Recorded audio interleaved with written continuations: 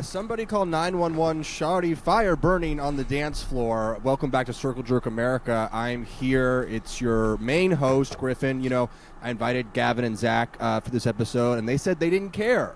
That was a Coastal Elite issue with the fire, so I had to search outside of my normal co-host to find someone who was deeply, deeply affected by these fires. I'm not even calling him affected. I'm calling him a survivor.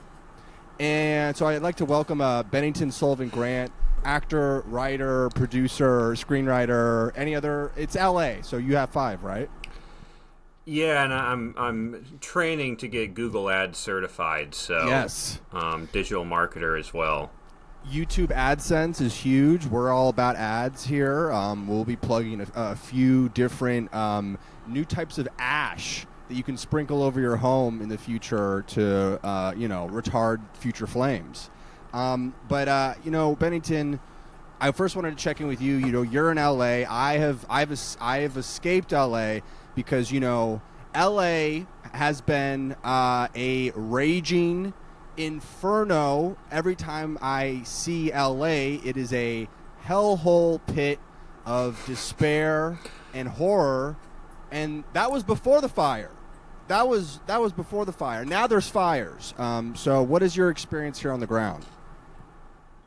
Well, I was for Christmas. I was in Virginia, and there was a snowstorm coming there, and I was like, I had a lot of trouble with the flight, like flying out Monday, and I knew I would be like trapped in Virginia in a snowstorm.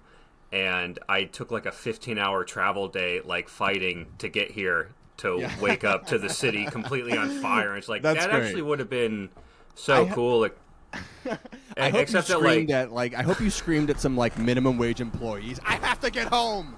I must get home. Well, I did. I talked to the airline. They basically like canceled the second part of my flight. I went to Denver and then and that was the second option. So they canceled the full flight.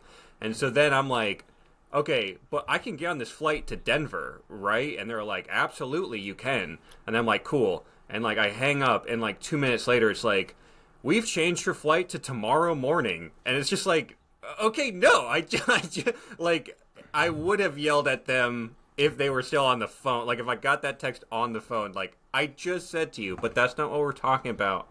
No, the point is that... the point is you suffered to get here to continue suffering. I fought and clawed to get into this situation that I'm in now. That's which is this podcast. The fires are the second worst thing to happen to you. Now, so with the fires, where are you? And I know you don't own a home, so I guess I'll ask you: is your studio apartment goon cave safe? Has it not fallen? Is it still up? Well, my I'm NoFap, and right. Sure. But unfortunately, my NoFap temple is right up against Elysian Park, so it's kind of like there are fires. It's like they're definitely within ember reach. So I would say it's like both nights I've been here, I have to like set an alarm like every 2 hours and then wake up and like double check that nothing's on fire near me, because the Elysian has had like 2 fires started. Sure. And they were just quickly put out. It's part of the great tradition of the Highland Park, the hills. We've always had fires, and now for all of a sudden we don't like them anymore. All of a sudden we're not into them. That's not what's in vogue. I mean, here in New York, we just freeze to death. Which is a classier thing, I think. It's a little more highbrow to freeze to death than to have your city be burning to the ground. Well, New York can't burn. There's too much piss on the ground. That's right. It's like that's right. By design. By design. Sometimes I see a tourist come start mopping up the piss, and everyone yells at them. They go, "No, that's supposed to be there." So you're safe, but you were up each night. Now, I was up. I also did fall asleep during some of it and woke back up to new fires. That was kind of fun to wake up to a new fire. because there'd already been 2 big ones. And I'm not going to share, I'm sure everyone listening to this has seen the images, and they're so scary. But I'm not going to show any of those. I'm going to share something that stopped my heart in particular. And Bennington, I'm sure that this is going to stop your heart as well. There's a lot of landmarks in Los Angeles, a lot of treasured landmarks. And we're going to have to look at what was most threatened right here, which is the FaZe House. We got to get a good look at the crib before we dip, low key, right? House tour. I mean, there's none to tour. Hey, look, guys, this mayor, like, no jokes aside, depending if the fire spread, it could be the last. Wow. Last of the FaZe House. I'm gonna get oh, my God. I don't know. The last of the FaZe House. Dude, no jokes aside. This is a no cap moment and a full send evac. Now, guys, I came on this pitch getting a haircut. I'm gonna keep it fully honest with y'all. I didn't know that it was this serious.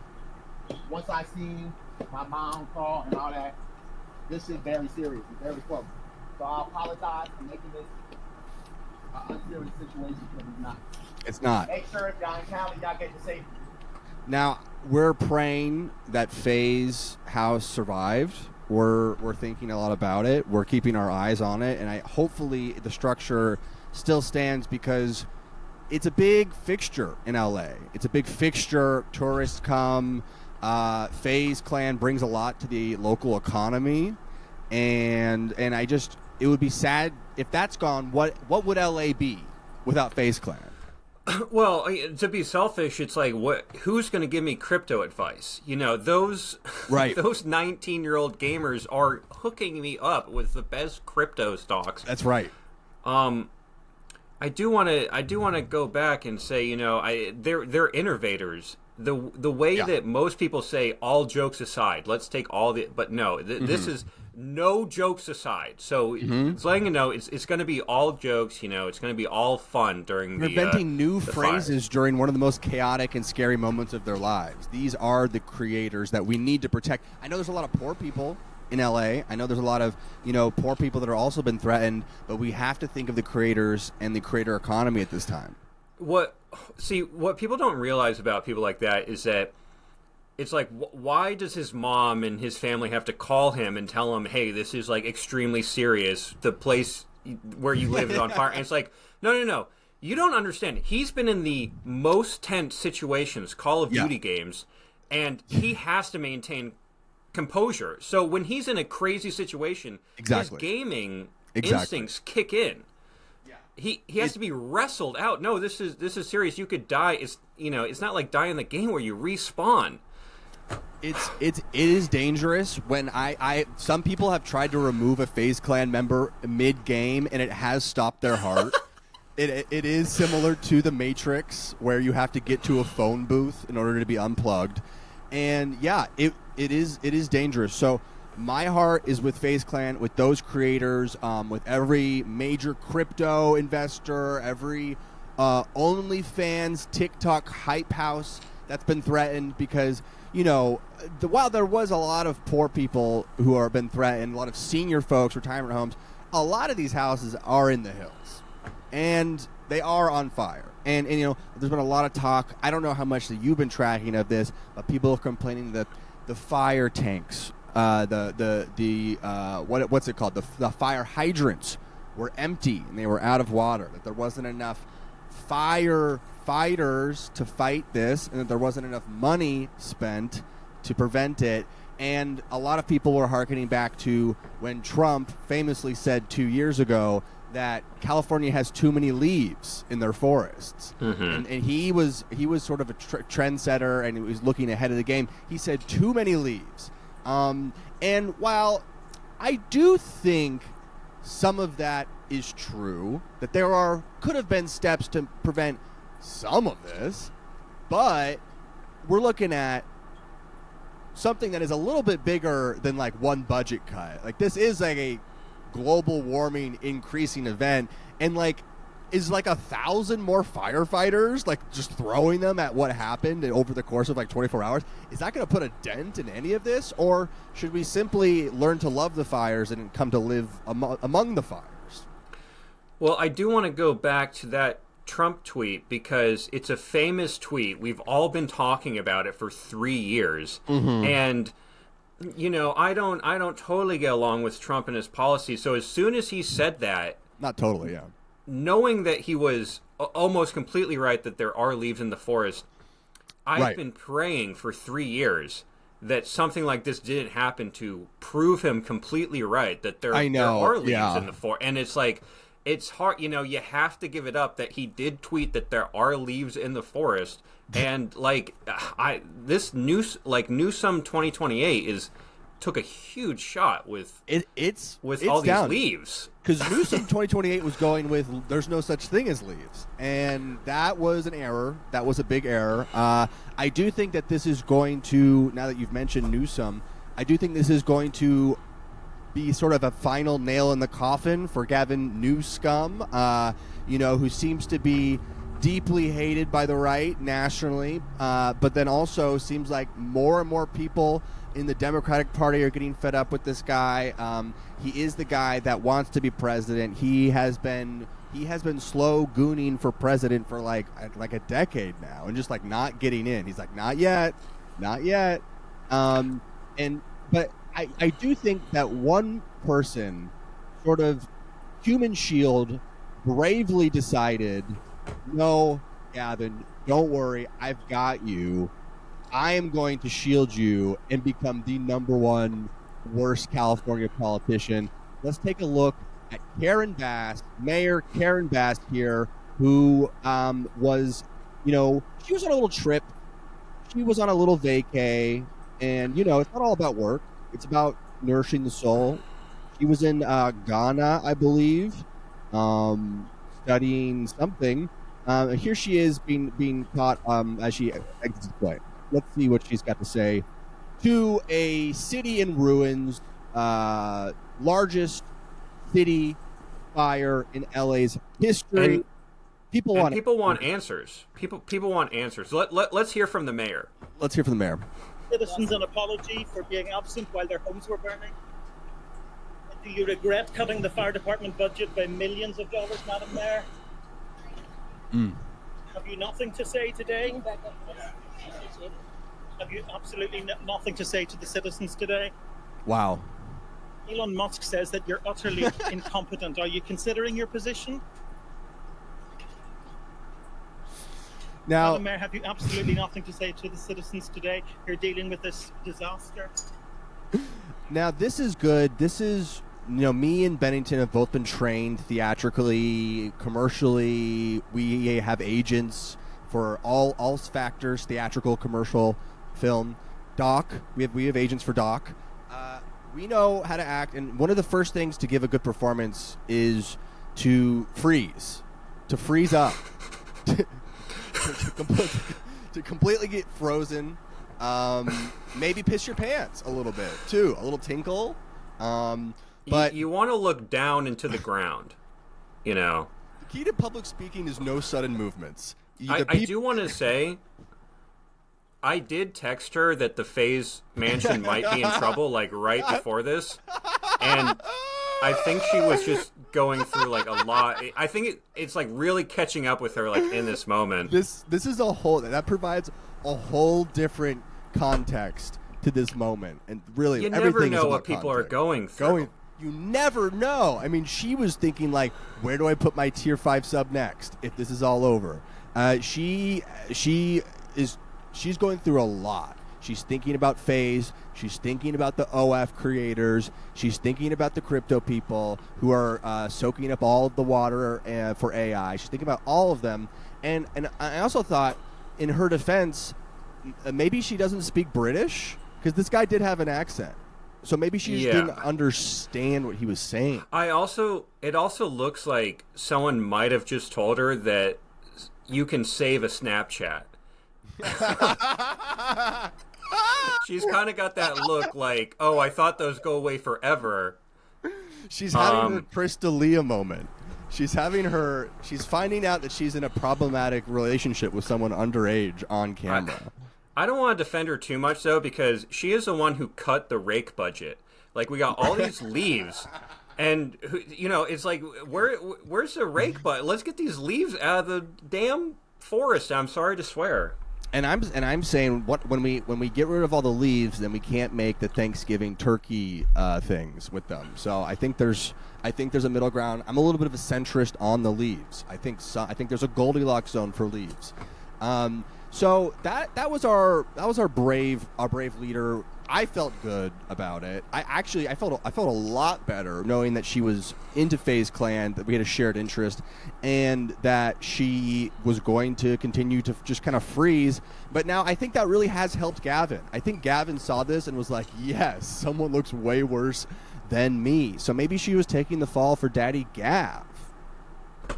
Possibly. I mean, as a resident with fires burning. Mm-hmm. That complete stunned silence is exactly what I wanted to hear from my leader. I like a seething kind of glare with no words. Can we just say, I mean, she's on this lavish vacation. She's going to Ghana to live it. I mean, you could see all the champagne corks on the floor. You've seen the vineyards there. It's ridiculous. Unbelievable. So they're all the same. I'm sorry. They're all the same. We'll politicians. Get to that. Well, that's the thing we'll get to later when we look at a quick shared word between Barack Obama and Donald Trump happening at Jimmy Carter's funeral. We'll check that out as an end cap here.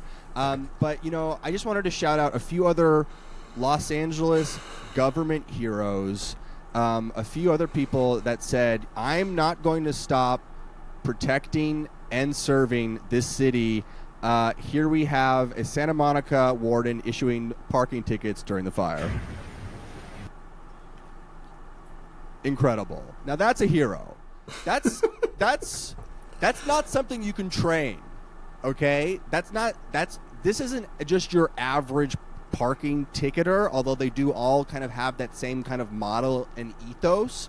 This is an overachiever. This is an employee of the month. And what do you want to see once the ashes stop, once the smoke clears? Do you want to see a parking ticket quota that is under for the month? Do you want? Is that what we want to see? I don't want to see that. How are we going to afford the water? Like, why do you think the water's not in the fire hydrants? We don't have any. We're not getting money from tickets. Yes, this is the butterfly effect. This definitely reminds me, you know, when the little comic of the two kids going to see Marvel, and then they see like a cop and a firefighter, and they're like, oh, there's some real heroes. Where's the ticket person? Because this reminds me so much of COVID, when it's like, when the air quality is, you know, 300 AQI, and it's like you absolutely should not be outside, but like COVID, you need those essential workers, the people who are essential to society functioning. Yes. The people giving parking tickets. During COVID, I had to move my roommate's car, Michael. Like, I had to move. He was out of the country, so I had to move his car like around to like not get ticketed or whatever. And at one point, I moved it to a neighborhood up in the hills where there was no street sweeping. And I left it there for like 3 weeks, and it got fucking towed because one of the people in one of those fucking houses probably was just peeking through the blinds being like, who's that parking in front of my house? And I just want to say, I hope the fire brought justice to that LA resident who was calling Michael's car. And because I got my roommate's car towed, they will tow if the floods are here. If the biblical day of tomorrow flood is sweeping through, a parking ticketer will drown getting that last ticket in. They are that committed to it. Did you see the footage of the bulldozer? In order to clear the Palisades, they had to move all those cars. Right. I mean, the ticket, they must have been salivated. Like, Put me in, coach. Put me in. I'm ready. Ticket all those beat up, useless cars now in the road. You know. That's when you get one of those like lobbies, and you're just racking up kills. You're just like, oh, this is Oh yeah. this is the worst lobby ever. Yeah, like that's when you get your friend to play Fortnite for the first time, and you're just wrecking bots. Yeah, you're logging in with your friend who's playing on his iPad for the first time, and you're just wrecking iPad kids. You're just like iPad.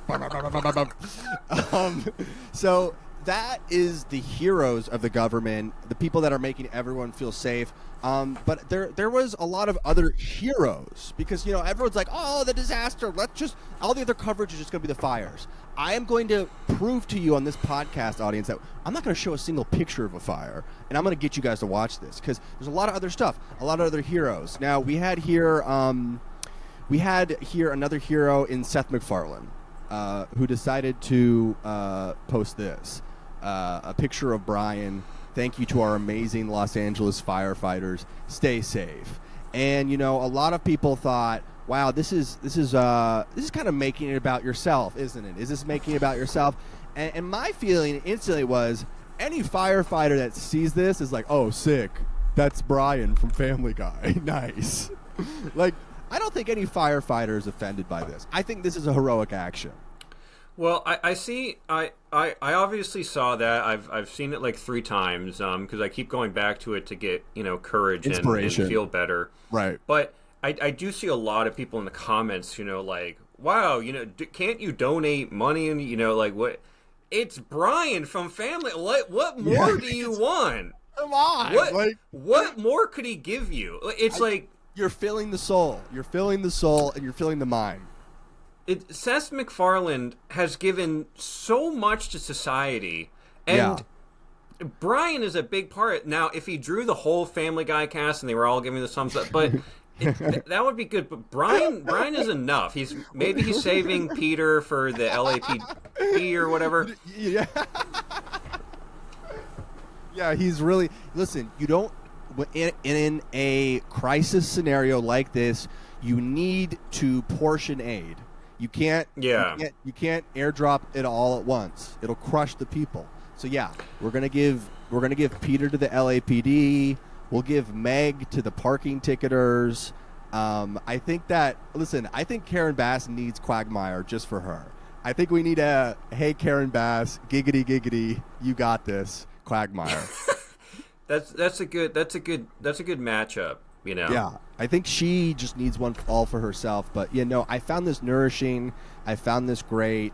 I don't think, and I think the only thing that could make this better, or as a follow up, is if he did Orville,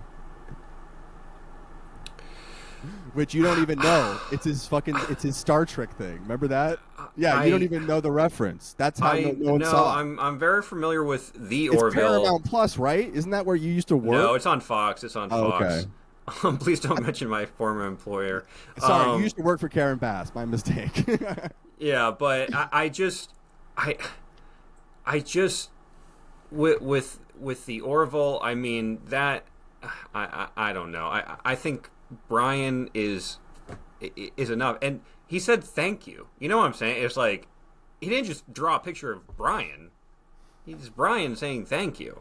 It's Brian saying thank you. Here's what you say.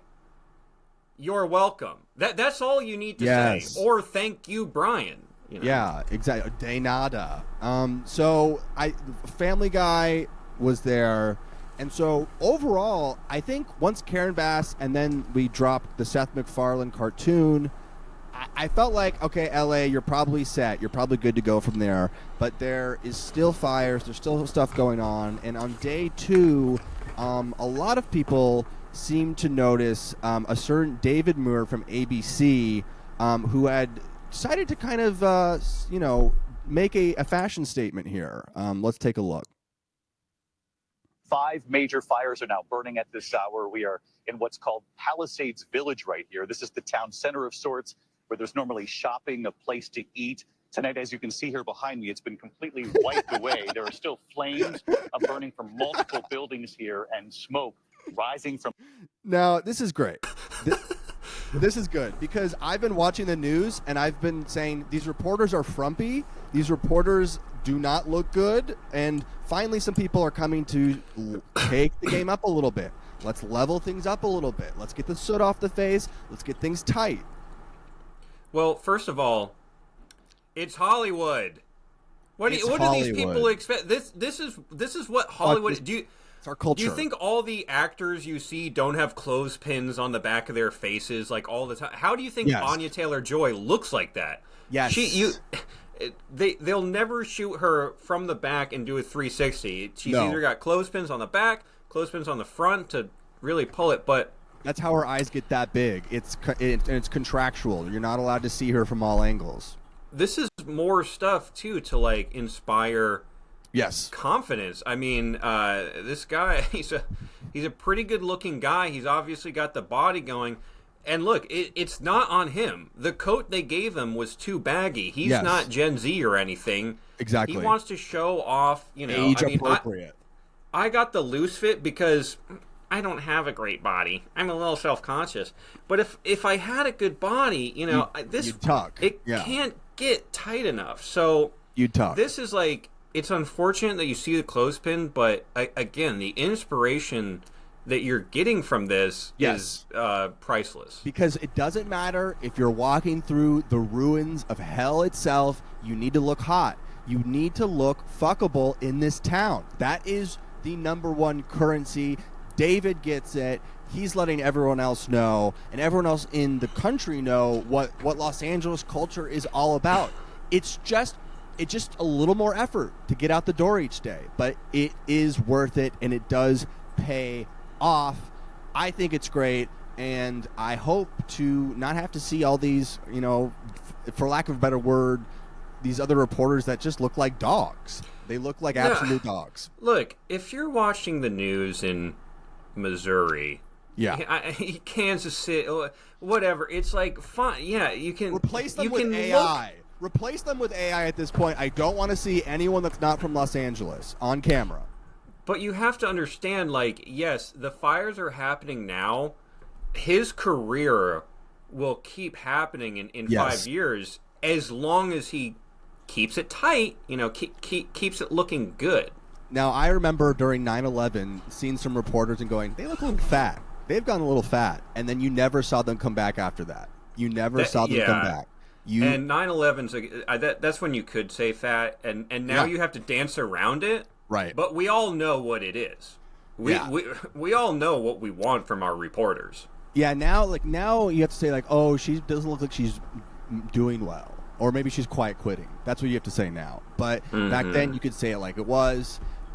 It's really important to just be hot physically, geographically, environmentally here in Los Angeles. Now, there's a few other things that I really wanted to tick around.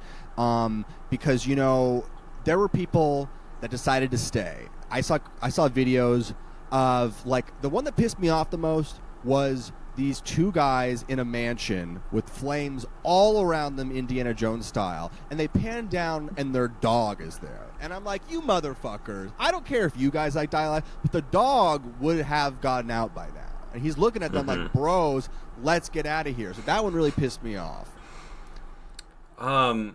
Yeah, and something in that video is he's assuring the dog it's going to be okay. Yeah, it's like, what? I could not disagree. And the dog is I think the dog is really starting to understand human speech, and that what is being said he's like kind of reverse engineering, where he's like, okay, so okay means good, but I know bad. So what is the word for is going to be terrible and bad, and we're going to perish in this fire right now. It was like a live action Wallace and Gromit scene, where like Gromit's like, Wallace, let's get the fuck out of here, and Wallace is like, it's okay, dolly, like, so that really upset me. But there were some other people that also decided to stay behind for very important reasons.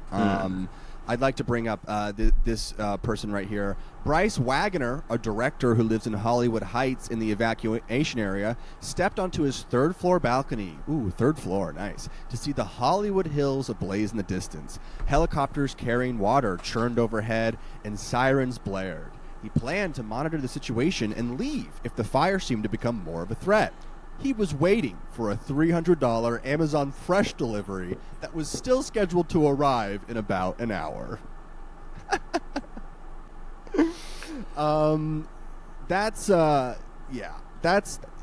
That makes sense to me because it's not about the money.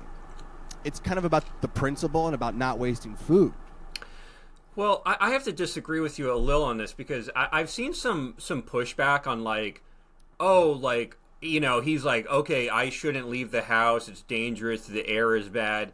But I'll hire a servant to be forced to do it so that they can continue to live in society. And all I have to say is it's a $300 delivery. You know, it's not a $50 hamburger that you're getting from McDonald's. If you're putting down $300, like that has to be delivered, because how do you think he got that third story balcony?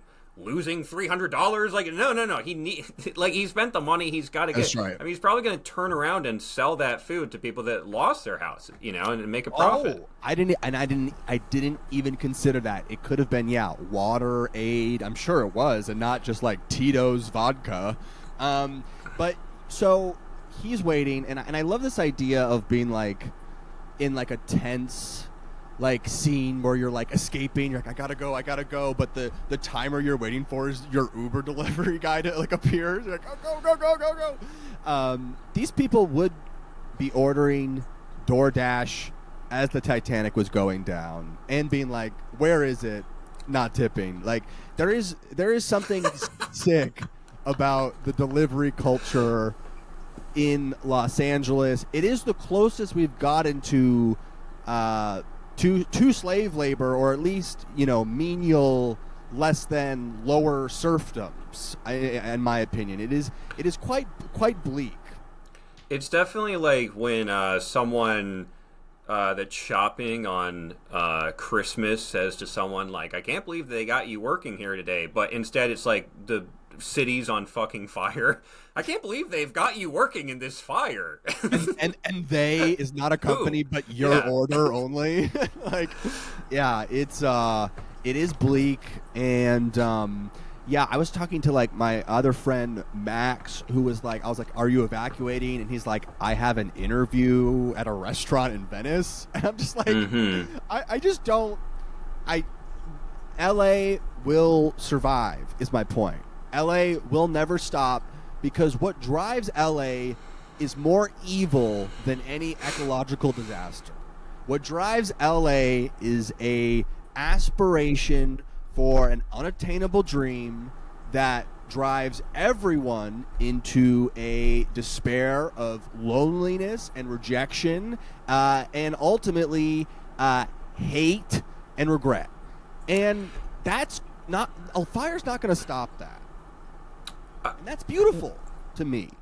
Not all that stuff is true, just that's not what I'm like from here. Right. Everyone else is like that. That's just not. This is not what I'm like. But I totally agree with the point. There are good ones in LA, and they will be cleansed. They will not. You either live long enough to see yourself become a Californian, or however that quote goes. I wanted to move on to some other theories, because, you know, a lot of people were like, oh, here's exactly what would have stopped the fire, actually. And outside of Trump's leaves thing, you know, people were like, you know, there needs to be more reservoirs, there needs to be more of this and more of that. And, you know, I kind of said earlier how, you know, they should do all that stuff. But I think this is kind of baked into the cake at this point, like that global warming is going to accelerate these events, and you're not going to really be able to divert enough tax dollars to stop these like acts of God. And it's more about learning to live with them. But this gentleman here had a kind of interesting idea, something sort of technological. This guy must be a Muskhead. Oh, great. Here's a solution that wasn't possible even a few years ago. 10,000 drones, specifically built for dumping water or chemicals, could provide overwhelming fire suppression fast and stop the fires before they get into firestorm levels. Wow. I like this. Because, you know, a drone is like what? Like 5 pounds? So you could probably put like a whole Brita pitcher of water in one of those. Yeah, you could put like a quart of water. You could put like 3 Capri Suns on one, which would be tasty. But yeah, this is what I like about these moments online now is no matter what the event is, people bring their hobby, their pet project to it. So if you're a drone guy, drones could solve the problem. If you hate the homeless, then the homeless started all these fires. If you are, not getting enough acting roles in LA, well, then maybe you didn't sacrifice enough people to Satan. I don't know. There's a reason for everyone. But yeah, I don't think drones is the answer. What is your take? Could these drones have solved the problem? No. Okay, we can move on. I was fixated on that guy wrote 2 books, the Elon Musk Mission and the Elon Musk Method. Wait, that guy wrote 2 books. Yeah, look at his Oh my God. If you bring it back up, you can see his bio says he's an author of 2 books. The Mission and the Method. Yeah. So I wonder what's the third M that's going to complete the trilogy? Wow, the Mission, the Elon Musk masturbation, like yeah, the Mission, the Method, and the facial. It is crazy. Like everyone kind of clowns on like male loneliness or whatever, but it's like Jesus Christ. Like everyone is God worshiping the most embarrassing man on the planet. Like at least back in the day, people worship Genghis Khan. Because Genghis Khan, like, killed a bunch of people. He killed so many guys. And he was big and scary. There used to be something to worship. And I'm monogamous, but, I mean, he pulled. You know what I'm saying? Like, he pulled women. And that's something that some men look up to. He was the first poly. Yeah, he introduced poly. he introduced inviting a third. Yeah, that's why China hated him. China was like one child policy, and he was like, "I'm poly." I will say, there's one kind of Elon Musk worshiper in my circle.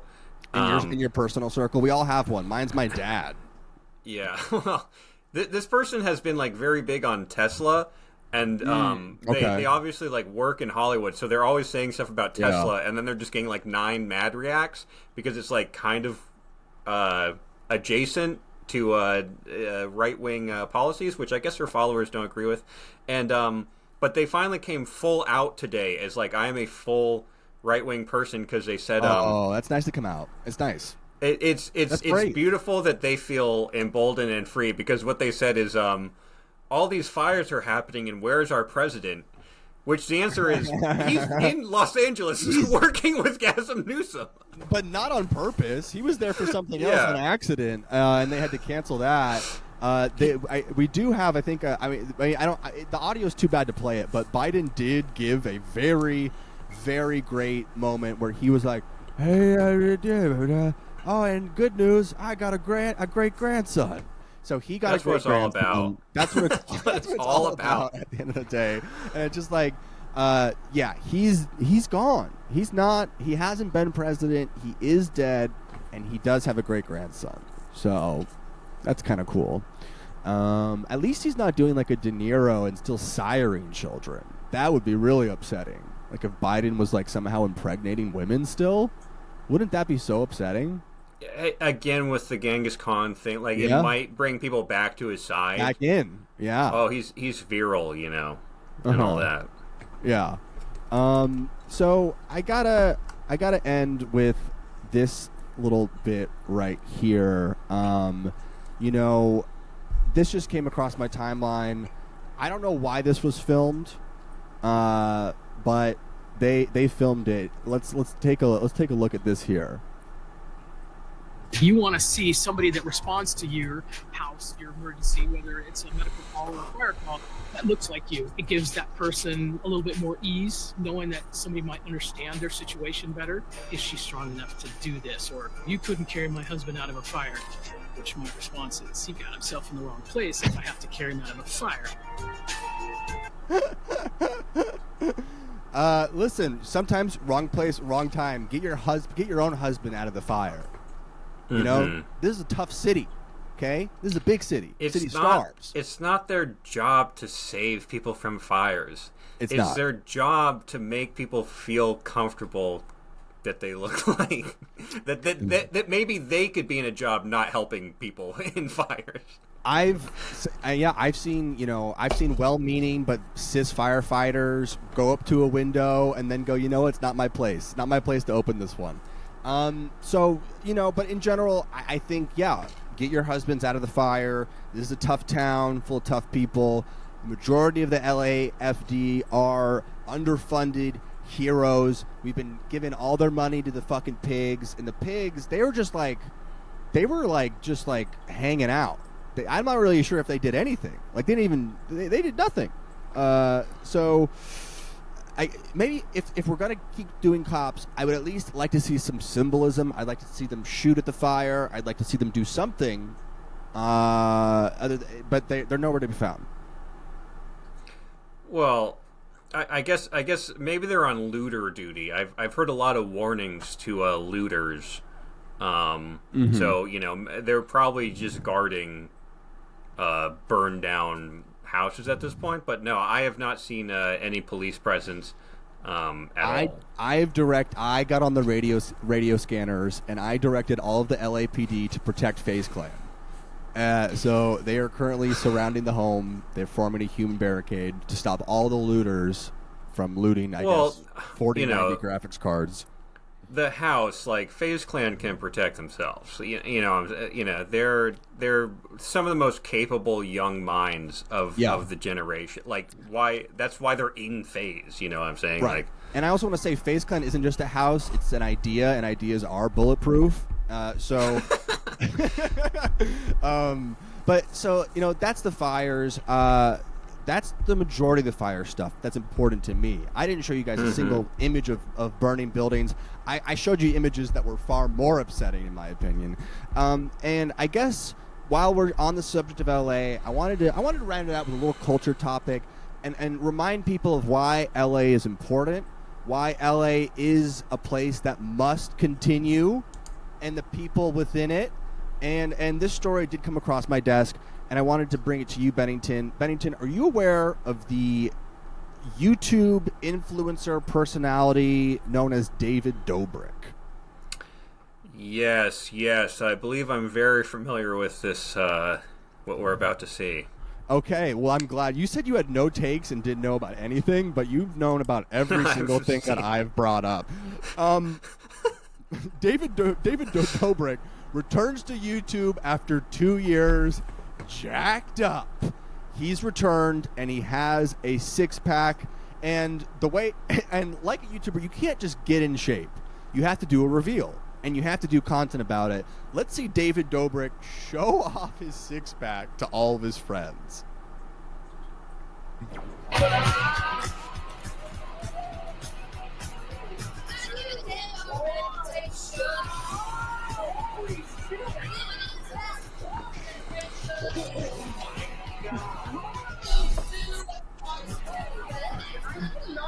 You have like a whole That's actually insane. Really? Yeah, I'm passing it. Wow. Listen, we will march on. We will continue. We will persevere. The spirit of LA marches on. Definitely got to hit the rear delts more. Definitely some because when the arms. Yeah, if we could get a photo when the arms are bigger than the shoulders, that's when you get into that uncanny valley. Yes. Yeah, that photo right there. See how much bigger his arms are than his shoulders. And I gotta say, the posture here reminds me of the Machinist, Christian Bale, kind of. Yes. Well, something that you'll notice about him is that he cannot stand up straight. He's clearly been at a computer.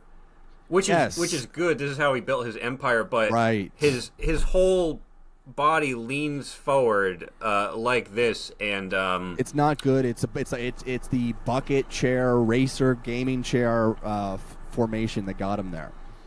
And this is great. He won't stay at this body fat that long. The body fat is too low. It's too low. Thank you. It's far too low. He's got to put on a little bit, but I guess he probably made a bet to have a six-pack. That's what it looks like. Okay, we know that now. Let's go back up to 12% body fat. Something is wrong with the nipples and the chest area. I'm not exactly sure what. I do think body fat could be part of the issue. Maybe the nipples are too far apart. Like they're a little too far apart for my taste personally. Like, and I do think he has the money to drop them to recenter a little bit on the nipples. Do you agree? I'm not going to cut. That's kind of something completely outside of your control. And I do think when you take control of that situation, it's kind of offensive to people who don't have the means to move their nipples around. Because someone's going to notice the next time you go to a function, they're going to say, okay, I can usually see your nips are usually over here. Yeah. Well, it's also, it's just like, you're going to have a lot of young men who grew up watching YouTube and just being like, why aren't my nipples perfect in the right place? Why aren't my nipples perfect? Yeah. Yeah. So the nipples, there's something that leaves me that's left to be desired in the sort of the center pec area between the breasts. Something left to be desired there. Yeah. That it's almost of a body of a much older man. That it kind of looks almost like an older man that you'd see at Venice Beach, like working out in the sun, and like they like crop that onto David Dobrik's head. And I want to talk about the head in a second, but I do want to take a moment to congratulate us a little for what we're doing here, because a lot of people, men, they tear apart women's bodies, and we just like shaming anybody. It doesn't, it's like it's equal opportunity looking at, picking apart every little thing that's not perfect. We mock and make fun of and make them feel bad for. So that's not a man to woman. It's just a man to body assessment. Male, female, anything in between. When people get mad at me on this podcast for saying that I'm a misogynist, I say, well, maybe I was a misogynist in that clip, but did you listen to all 100 hours of my other shows and podcasts for all the context where I wasn't? No? Well, you have to listen to every hour first before you can build a full picture, okay? Listen to me do misandry as well. It's like that's just who I am. Now, we have to touch on the face not matching the body, which as a enthusiast with bodybuilding is something I worry about. If you get too jacked, it doesn't match. And I keep this like That's little true. baby face. You do. I worry about that. To get truly massively jacked, you need kind of an ogre face. You need like a big blocky face to kind of fit that body. So yeah, there's a lot of faces that really don't fit with a jacked body, and I'd say this might be one of them. Well, even I would say he kind of looks like John Krasinski, and John Krasinski in that Michael Bay war movie. I mean, it worked. I see that on Lady Boner's subreddit every month. Right. It's one of the top posts. I know. So I don't think I'm going to see this on Lady Boners. I keep on commenting, can we add some new material to this sub? Feels like we're just reposting the same content every week. Because people are like, has anyone seen this picture of Sebastian Stan? Yes! Yeah. Hundreds of times. You download it from this forum. I'm sorry. Yeah. I'm sorry. I'm calm. It's okay. You promised not to scream. So my last question, I guess, from you as someone who does work out as opposed to me that dreams of working out one day, what are we thinking T? Are we thinking he's modifying it all? How did he achieve this body? Is this unnatural? This is definitely natural, because your body, when you work out, it's kind of like a booster pack. It's like, what's it gonna look like when I'm all ripped? And again, for this, what happened with this body in terms of aesthetics is that you a little bit higher in body fat Probably looks totally normal. There's no like cave in the. We shouldn't be talking about this as much, but all I'm saying is that because of a bet, he went down to a body fat. Let's get to the bet. Almost no one would. Let's get to the bet that inspired all this, and it inspired him to show off his body to all of his close friends. If he didn't get jacked, he would have to buy 20,000 Feastable bars. Are you serious? Yeah. 20,000. Why did you tell me that? That's fucking crazy. I thought you got jacked as we said that ass. What the fuck? So what would happen if you didn't get jacked? If I did get jacked? Yeah. Jimmy would have to get you a car. Yeah. And wait, David, lift up your shirt. And we did it. Yeah. So Shut the fuck up. I'm sorry. What are these guys doing? This is so weird. Like the way he lifted up his little shirt there, it was so like little like tee like wee. Yeah. Like it was. And I did get jet. And when my friends like buy me a car, it's just the presentation is just like so much better than me having to like look back at both of them. Like you're on a fucking bus, like you're on a Greyhound. You're like, and then one of them's like showing you his abs. Yeah. I mean, that is a type of male friendship that hasn't existed until this point, or maybe they're returning to some sort of old Roman tradition, but. Yeah, they're showing each other's bodies off for cars, I guess. And that's LA. That's LA. That's the fires. I want to thank everyone for listening. I think that this episode put a lot of people in LA at ease. You're probably in Palm Springs, or maybe you're off somewhere in San Diego. You've escaped the fires. You're wondering what's next. And I'm here to tell you that LA will never die. In fact, I think LA is back now, because sometimes you need to burn the old roots for a new phoenix to arise. No one's talking about New York anymore. Everyone's talking about LA. And so I think this is the best LA's looked in a long time. Well, I think to your great point about what people are like in LA, when something happens to Kansas City or Missouri or New York City, what do they do? They build back together. It unites a community. But because everyone in LA is a self-important asshole, they're just going to completely ignore they're not going to come together, but they are going to continue and push through. Yes. So it's all going to be fine. They're all going to do everything they need to do to help themselves. Not necessarily hurting others, but there's going to be a slower getting all the houses rebuilt, like all that stuff. There's not going to be too much charities. It's just going to be like, okay, whatever, I got a meeting and I'm making that meeting. Exactly. We are living in a society where Joker is breaking the pool cue in half and saying, one of you stays in LA. This is until the last door is dashed, until the last grub is hubbed, until the last McDonald's delivery is pried for my cold dead hands. We'll be in LA making movies, making songs, and spreading love and hope and six-packs throughout the world. Get your game up, get your muscles up. Bennington, thank you so much for joining us today. Is there anywhere people can find you? That's okay. Bennington Sports on TikTok. Bennington Sports on TikTok. We have a massive TikTok crossover here on this show, so that'll be really exciting to see your channel blow up after this. And then, guys, like and subscribe, of course, because this is YouTube. This is a creator economy. And I'll be back Sunday with Zach and Gavin to cover some more stuff. See you then.